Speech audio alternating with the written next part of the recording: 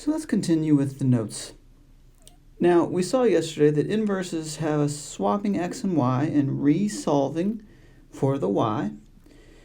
And we've got plenty of formulas that we use for all sorts of types of things, especially in a physics class.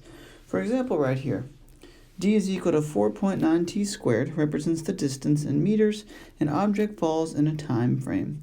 It wants us to find the inverse and then find out how long it would take something to fall off the Empire State Building, with the Empire State Building being 381 meters. Now, yesterday when we talked about swapping variables, that's how you do it for generic situations. When we're working with real-world problems, though, we can't swap the variables, all right, to find the inverse. And this is because it gives them new meanings. For example, distance actually means something. It means the distance. T actually means something. It stands for time. So when you're solving for the inverse of a formula, you simply just solve for the other variable. So right now, the equation was solved for d. We need to solve it for t. And then that'll be our inverse. All right, and if we're going to solve this for t, the first step would be to divide both sides by 4.9. We'd have d divided by 4.9. And I'm going to go ahead and move t over here to the other side. And then we would square root both sides. Now, if we're thinking about time, as regards to square roots, we know that we use plus or minus symbols for square roots. But if we think about it, there's no such thing as negative time, so I won't need that other piece. So here is the exact same formula. All right, this is the exact same formula as d equals 4.9 t squared, except it's now solved for the other variable. So these are inverses. If you were to make tables of these, it would be just like we saw yesterday, to where the x's and the y's, or in this case, the inputs and the outputs, would swap. Now, the reason that we'd want to do something like this to find the inverse is so that we can answer questions like this, to where they gave us a distance. They gave us 381. Plugging in the distance right here of 381 would still be several steps away from solving for time. However, once we find the inverse, now we have a very easy spot to plug in the distance, and we can solve for time very quickly. So solving for inverses can be very, very beneficial, especially if I gave you a really large list of different distances. You would want to have the formula that allows you to plug in distance very easily to help us find time. So that's how inverses can help you with formulas. You can rearrange it so that, say you're given a different type of data, you can still use that data quickly to find the other piece of answer. All right, so to finish finding the time on this one, we just have to do 381 divided by 4.9, and then take the square root of it, and that would tell you the time it takes something to fall off the Empire State Building. This yields us an answer of time being 8.82 seconds. So that's how we use inverses to help us rearrange formulas to find things more quickly. And if we wanted to, while we're here, we could now quickly calculate something of 500 meters, a building that would be 1,000 meters tall. I don't know if we have any, because it's almost 3 times as tall as the Empire State Building. But we could now quickly calculate these by plugging them into the formula, d divided by 4.9, and square rooting it. So for 500 meters, by the time we perform it with that formula, it would be 10.1 seconds. And then 1,000, when we plug it into the formula, if we dropped an object from a building that is 1,000 meters tall, we would get something that took 14.29 seconds.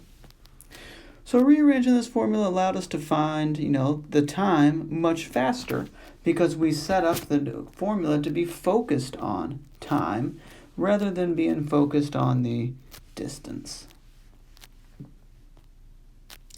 All right.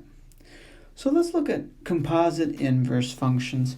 We saw the other day that if f and g are unique, so like if f of x and g of x are different, that this was true. F of g of x was not equal to g of f of x. And we saw that on the dishwasher problem, where we were doing the 10% discount first and then the rebate, compared to doing the rebate first and then the discount. We're going to find, though, when we're dealing with inverses, is that both of these would be the same thing, even though it's kind of similar to this.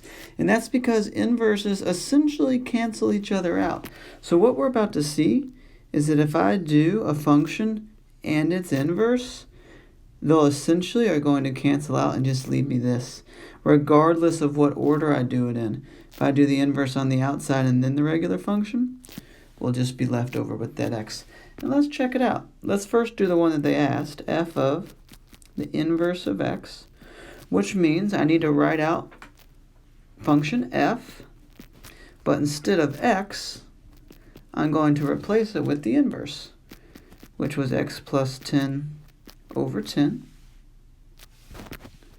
All right, these 10s would cancel out, these 10s would cancel out, leaving us left over with just the x. The inverses canceled each other out. And even if we do it from the other direction, to where I use f inverse, which would be leaving a space, and then plugging in f, here's what would happen. These 10s would cancel out, these 10s would cancel out, leaving us just left over with the x. So what's interesting about inverses is that whenever we perform compositions of functions with them, they will cancel each other out, leaving us with whatever the input was. And that should make sense because they're just the opposites of each other, and we spend a lot of time in math talking about how opposites cancel each other out.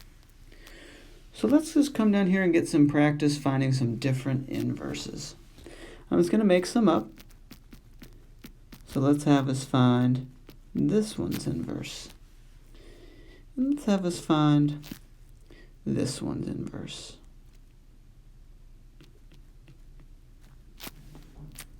All right. So remember that the first step to find an inverse, especially if you're given f of x, is realize that f of x is the same thing as y. And then we do a variable swap. So I have my x here, my y there, and we need to resolve for 1, which will be subtracting 1 from both sides. And then in this case, square rooting both sides to get that y is equal to plus or minus, because anytime we take a square root in an equation context, we need the plus or minus, square root of x minus 1. Now we do have to put some final touches here. Y is the same thing as f of x, so I need to switch it back, but I also need to provide it with the negative 1 to show that this is the inverse of this. We had f of x and f inverse of x. These two are in fact inverses.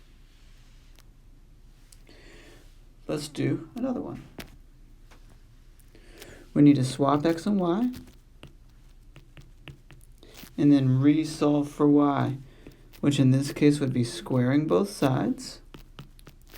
So I have x squared is equal to y minus 3. I'm going to go ahead and add 3 onto both sides. And I'm going to go ahead and put y on the left, so we'd have x squared plus 3. And then the only thing we'd have to add on is the inverse with y. So this is the inverse of this. And those are the steps. You swap x and y, you resolve for y, and then you make sure you leave it with the inverse symbol so that everyone can tell the difference between your original and your inverse.